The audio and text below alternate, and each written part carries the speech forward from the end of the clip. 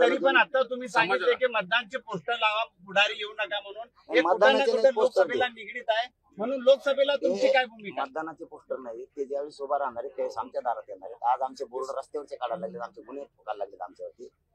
म्हणून आम्ही सांगितलं की आमच्या दाराला आम्ही चिटकवणार आहे, ते तुम्ही यायचं नाही. प्रत्येक गावात गावबंदी करणार का नाही? गावबंदीचा काय संबंध आहे? आमच्या दाराला लावायला होतो आम्ही.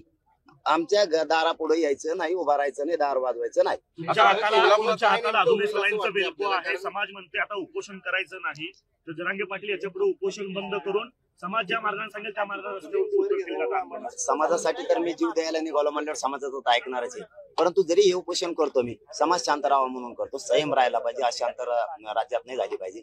जरी गृहमंत्र्याला वाटत असलं हे राज्य बेचिराख व्हावं, माझी इच्छा नाही व्हावं. कारण त्या दिवशी बेचिराख करण्याचाच उद्देश त्यांचा होता. ज्यावेळेस आंतरवाली येऊन आम्ही मुंबईकडे सागर बंगल्यावर निघालो होतो, त्यावेळेस त्यांना त्या दिवशी दंगल घडून आणायची होती.